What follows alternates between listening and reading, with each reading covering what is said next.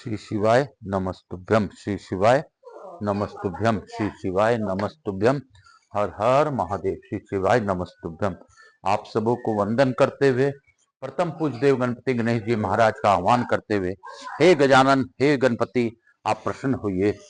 इस कथा स्थल पर पधार कर आवाज समझ देवी देवताओं को आने का मार्ग दीजिए और इस कथा का श्रवण करके और सभी देवी देवताओं से करवा कर प्रसन्न होकर हम सभी लोगों को आशीर्वाद दिलवाइए, दीजिए और अपनी अखंड कृपा हम लोगों पर बनाए रखिए। हे गणपति, यह आप ही की दया है जो बाबा भोलेनाथ का सानिध्य मुझे मिल रहा है।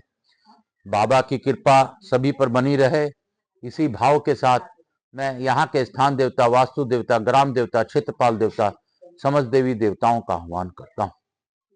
मैं आकाश राजगढ़िया बंसल गोत्र उत्पन्न हूँ, उमा शंकर नारायणी देवी राजगढ़िया का पुत्र, आचार्य संगीत कृष्ण जी महाराज सांवरिया बाबा के नाम से विख्यात। मैं अपने गुरु को वंदन करते हुए गुरु आज्ञा लेकर आज की कथा प्रारंभ करूंगा। गुरु बिना ज्ञान कहां से आयो, गुरु नहीं तो ईश्वर नहीं। कल हम लोगों को भावपूर्वक गुरु आज्ञा से हम लोग ने कल शिवरी नारायण के अद्भुत नारायण रूप में सबरी जी का दर्शन किया, सबरी मंदिर का दर्शन किया। हम लोगों ने नौका विहार संगम क्षेत्र में किया और बहुत ही आनंदमय यह कथा कल हम लोगों ने जीवंत रूप में देखी। कल आनंद पूर्वक मैंने साक्षात नारायण मंदिर में नारायण जी का दर्शन किया। तो सबरी माता के दर्शन से मैं कृत हो गया।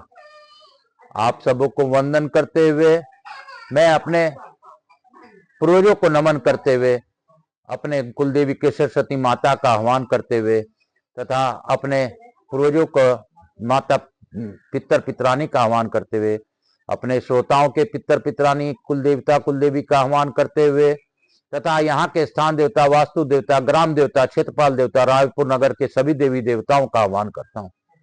इस सोसाइटी में विराजमान सभी देवी देवता इस कथा स्थल पर प्रहार कर इस कथा का श्रवण कर हम लोगों को कृतार्थ करें। मैं अपने इस उमा शंकर नारायणी निवास में विराजमान शिव महापरिवार का भी आह्वान करता हूं तथा बाबा भोलेनाथ मैया पार्वती से अनुरोध करता हूं कि गौर बिंदोरा का आसन ग्रहण करें, इस कथा का श्रवण कर हम लोगों को कृतार्थ करें और सभी परिवारजनों को उचित आसन प्रदान करें। आपके साथ सभी देवी देवता जो पधारे हैं सभी को उचित आसन ग्रहण करवाएं। हे विघ्नहर्ता गणनायक, आप इसकी व्यवस्था स्वयं देख लें, क्योंकि आपसे बढ़िया कोई व्यवस्था देख ही नहीं सकता। मैं हनुमान जी, रामचंद्र जी, लक्ष्मण जी और सीता मैया तथा चारों भाइयों भरत शत्रुघ्न सभी का ध्यान करते हुए, मैं अपने जगन्नाथ जी का ध्यान करते हुए लक्ष्मी जी महारानी, सुभद्रा माई, बलभद्र जी का ध्यान करता हूं। मैं इस कल पुरुषोत्तम क्षेत्र में विराजमान सबरी माता का मंदिर का दर्शन किया। मुझे पुरुषोत्तम क्षेत्र का यह अद्भुत प्रसंग जो हम लोगों ने स्कंद महापुराण में पढ़ा था, उसका दर्शन मुझे कल उपलब्ध हो पाया। साक्षात अपने छजू से, आंखों से मैंने देखकर आप लोगों के लिए छोटे छोटे अल्प भी कुछ शॉर्ट्स डाले, आपको भी इसके माध्यम से लाभ हो।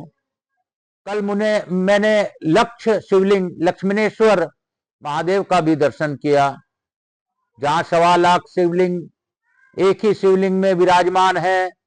वहां 1.25 लाख शिवलिंग विराजमान उस लक्ष्मणेश्वर महादेव का भी दर्शन हम लोगों ने किया। बाबा भोलेनाथ की कृपा सभी पर बनी रहे। बाबा यूं ही अपना ज्ञान हमें देते रहें और हमें अपने आंखों से दर्शन प्राप्त करवाते रहें। इसी प्रार्थना के साथ हम लोग आज 31वें अध्याय की ओर बढ़ेंगे। बोलो शंकर भगवान की जय। काल हर दुखहर दारिधर कष्टहर हर हर महादेव। सनत कुमार बोले, हे प्रभु, देव दारू वन में के निवासी तपस्वी गण भगवान शिव के अनुग्रह किस प्रकार उन महादेव के शरण को प्राप्त हुए, कृपा करके मुझे बताएं।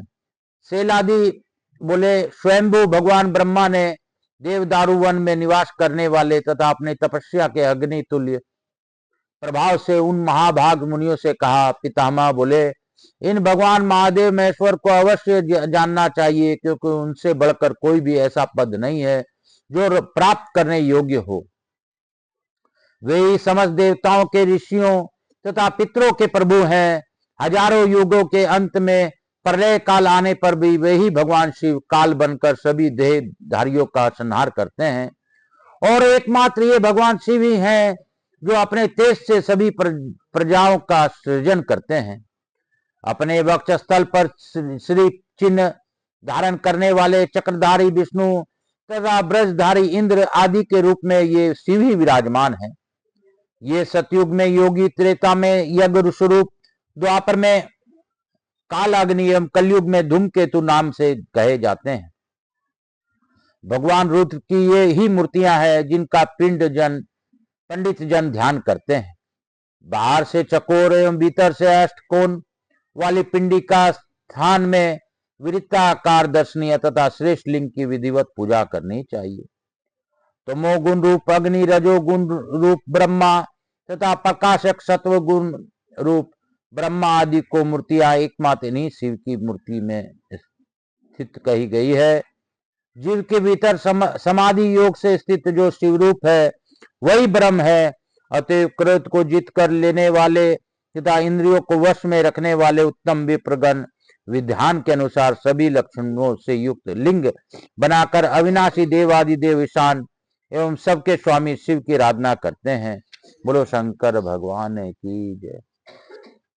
वह लिंग अंगुष्ठ परिमाण के बराबर अत्यंत सुंदर विलाकार तथा शास्त्र सम्मत है। वो उसका मंडल समान नाभि वाला, अष्ट अथवा षोडश कोनों वाला, पूर्णतः गोलाकार तथा दिव्य होना चाहिए। वह सभी मनोरथों को पूर्ण करने वाला होता है। लिंग की वेदिका अपनी दुगनी समान तथा शास्त्र सम्मत हो। गौमुखी को अपने उसकी 1/3 एवं समस्त लक्षणों से युक्त जानना चाहिए। हे श्रेष्ठ ब्राह्मणों, उसके चारों ओर जौ के परिमाण के बराबर पटिका होनी चाहिए। वेदी का विस्तार चारों ओर तिगुना, वर्तुलाकार, त्रिकोण, चकोर अथवा षटकोण होना चाहिए। सोने का, चांदी का, तांबे का अथवा पाषाण का लिंग बनाना चाहिए। हे द्विजो, इस प्रकार सभी ओर से छिद्र आदि से रहित सुंदर तथा सभी लक्षणों से युक्त लिंग को विधिवत प्रतिष्ठित करके उसके वेदी के मध्य में पूजा लक्षणों से समान्वित स्वर्ण सहित पांचक्षर मंत्र एवं सदोजात आदि मंत्र 5 मंत्रों से अभिमंत्रित कलश की स्थापना करनी चाहिए। तत्पश्चात उन्हें 5 शुभ तथा पवित्र मंत्रों से लिंग का अभिषेक करना चाहिए एवं यथोपलब्ध उपचारों से पूजन करना चाहिए। ऐसा करने से तुम लोग सिद्धि प्राप्त कर लोगे। हे मुनियों, तुम लोग अपने पुत्रों तथा बंधु बांधव सहित एकाग्रचित होकर महादेव जी का पूजन करो और हाथ जोड़कर शूलपाणी जी की शरण में जाओ। तत्पश्चात तुम लोग अत्यंत आत्मा वाले लोगों के लिए दुर्लभ दर्शन वाले देवेश शिव का दर्शन प्राप्त कर सकोगे।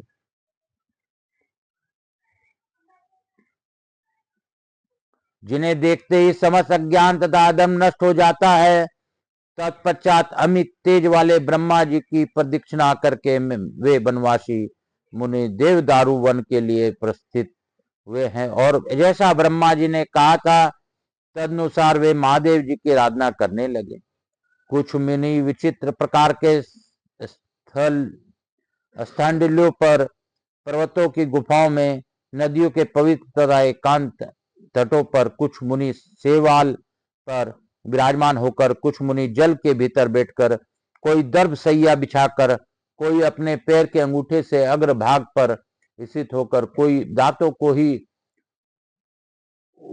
अलूखल बनाकर उनसे पीसे अन्न को खाकर, कुछ पाषाण पर पीसे अन्न को ही खाकर, कुछ वीरासन में बैठकर, कुछ मृगचर्या प्रायान होकर, इस प्रकार तपस्या तथा पूजन के द्वारा उन महाबुद्धिमान मुनियों ने समय व्यतीत किया। इस प्रकार उन मुनियों को तप करते हुए 1 वर्ष पूर्ण होने पर, बसंत ऋतु आने पर परमेश्वर शिव अपनी दया से उन भक्तों पर अनुग्रह करने के निमित्त कृत युग में हिमालय के उस पर्वत पर स्थित देवदारू वन में प्रसन्नता पूर्वक आए।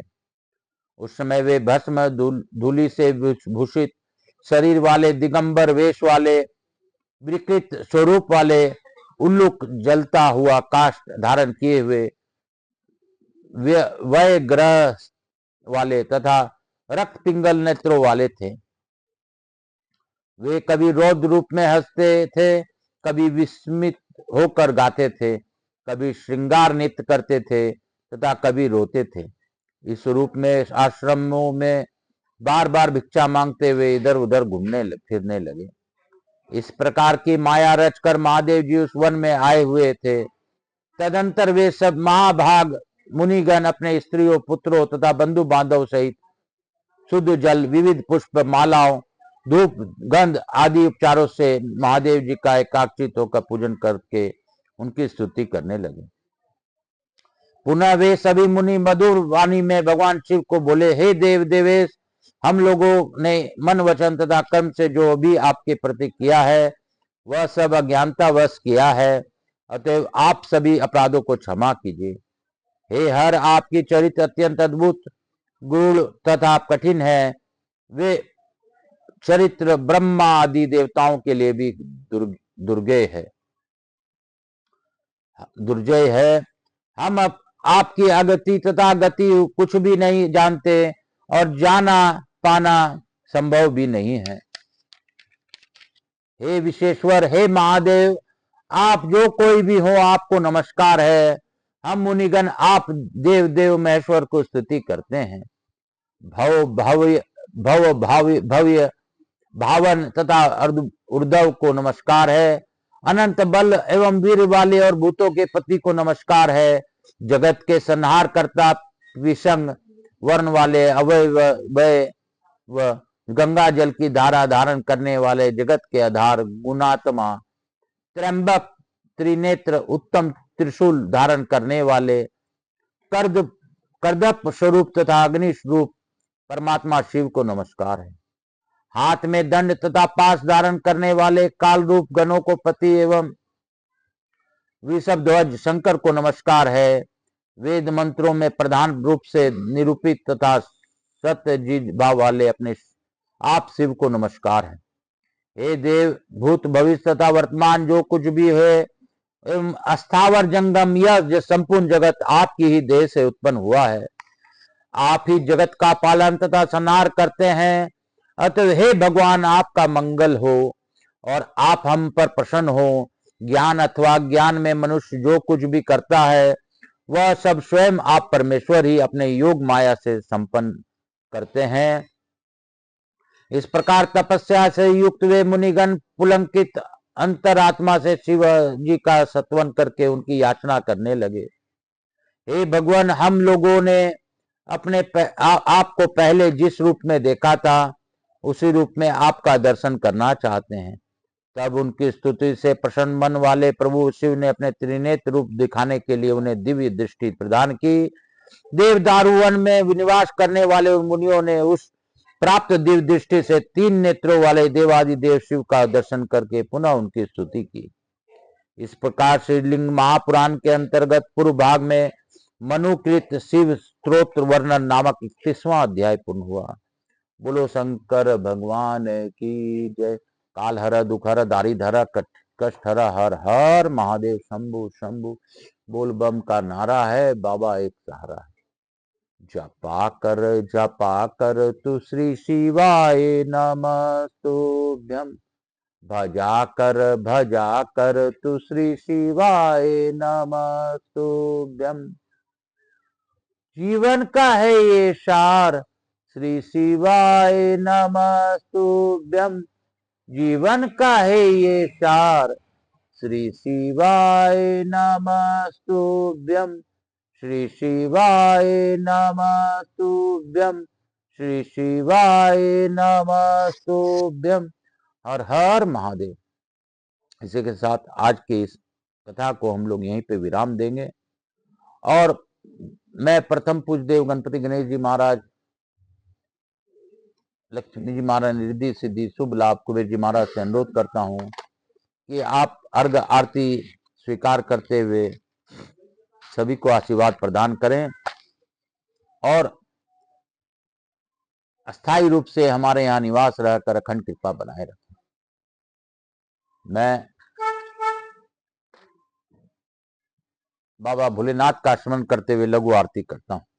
कपूर गौरम करुणावतारम संसार सारम भुजगेंद्रहारम सदा वसंतम हृदयारविंदे भवम भवानी सहितम नमामि। श्री राम जय जय राम, श्री राम जय जय राम, श्री राम जय जय राम, श्री राम जय जय राम, श्री राम जय जय राम।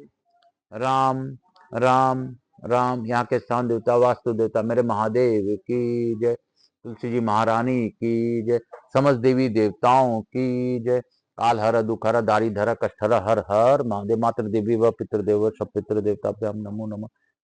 मेरे भोलेनाथ की जय, शिव महापरिवार की जय, लड्डू गोपाल की जय, राधा कृष्ण भगवान की जय, समस्त देवी देवताओं की जय।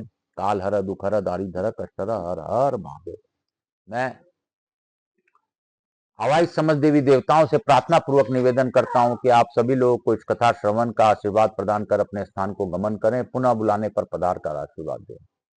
मैं अपने भोलेनाथ, मैया पार्वती तथा सभी गणों को नमन करते हुए बाबा भोलेनाथ से यही कहूंगा कि बाबा आपकी कृपा थी तो मैंने कथा की, मेरे में सत्य में कोई क्षमता नहीं है, मैं तो बस एक निमित्त मात्र हूं, बाकी करने करवाने वाले तो आप ही हैं। हे साक्षात पूर्ण ब्रह्म परमेश्वर, मैं आपको नमन करते हुए मैया पार्वती का ध्यान करते हुए आज की कथा को यहीं पे विराम देता हूं। काल हर दुख हर दारी धरा कष्ट हर हर हर महादेव। शंभु शंभु बोल बम का नारा है, बाबा एक सहारा है, शीतलीकरण अहम करिष्येत। हर हर महादेव। शंभु शंभु बोल बम का नारा है, बाबा एक सहारा है। बोलो बम बोलो बम बोलो बम बोलो बम। हर हर महादेव। शंभु शंभु।